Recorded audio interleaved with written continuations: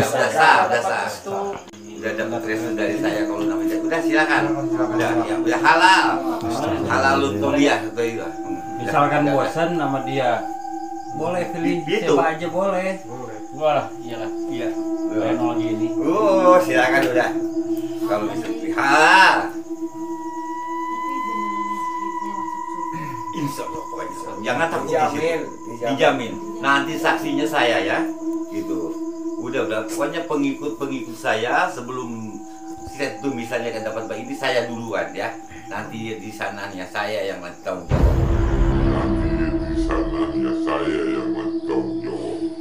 Pokoknya semuanya dijamin masuk surga kalau mengikuti saya ini.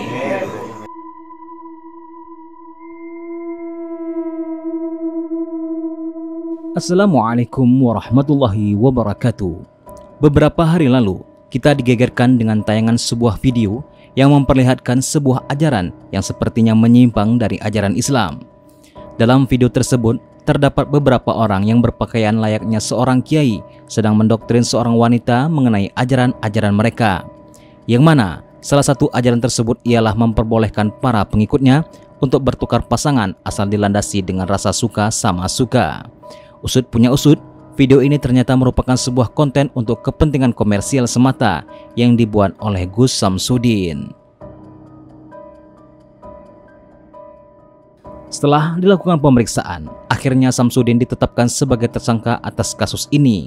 Samsudin dijerat pasal 28 ayat 2 dan ayat 3 Undang-Undang Nomor 1 Tahun 2024 tentang perubahan kedua atas Undang-Undang Nomor 11 Tahun 2008 tentang informasi dan transaksi elektronik. Masuknya unsur membuat suatu informasi yang meresahkan dan membuat keonaran di masyarakat, dan kemungkinan dirinya juga akan terjerat dengan pasal penistaan agama.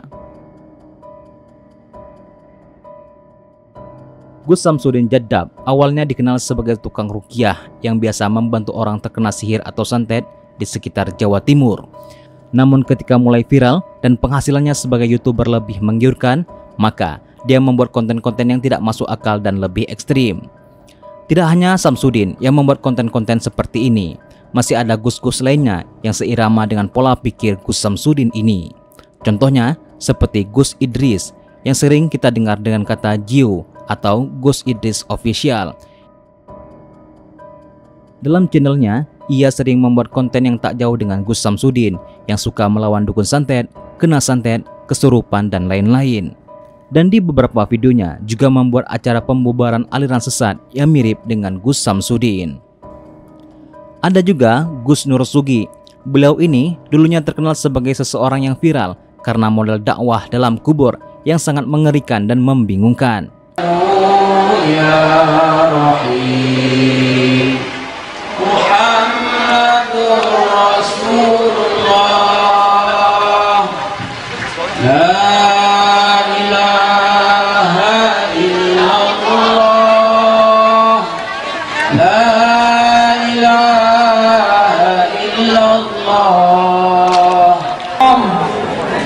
Asyhadu an la ilaha illallah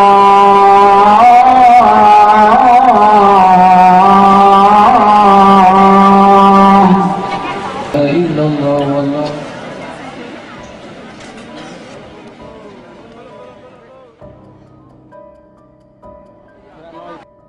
Assalamualaikum warahmatullahi wabarakatuh. Waalaikumsalam warahmatullahi wabarakatuh. Dulur, panjenengan tahu apa tidak?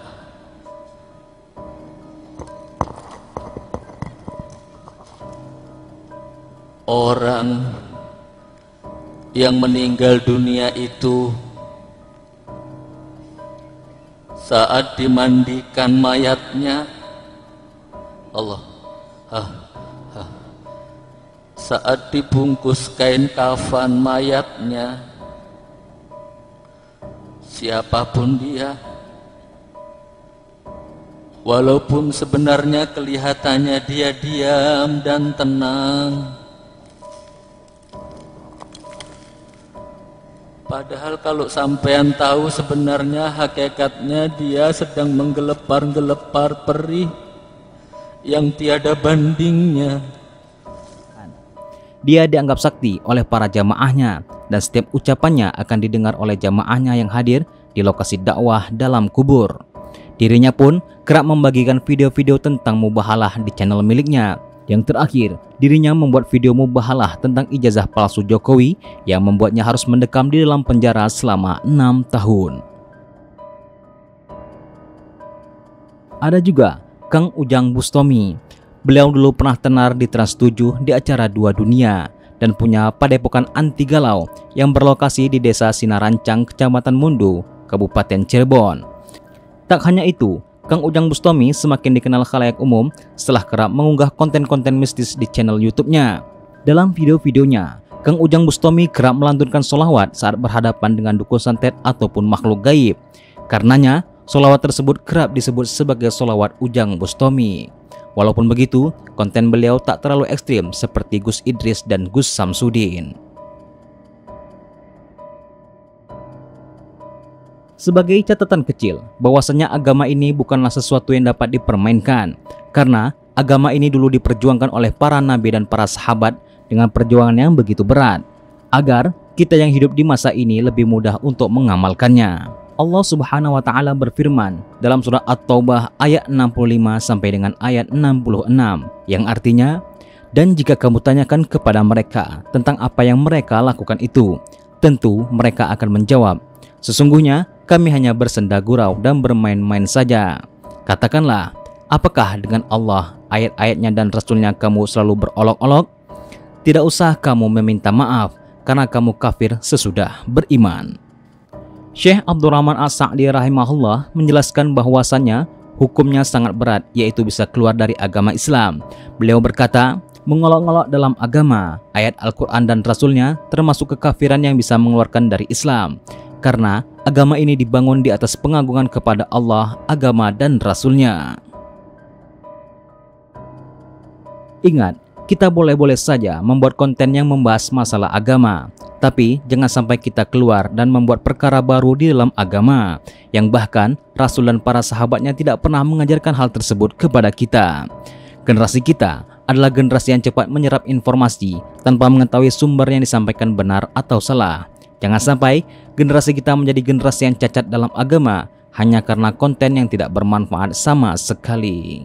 Wabillahi taufiq wal hidayah. Assalamualaikum warahmatullahi wabarakatuh.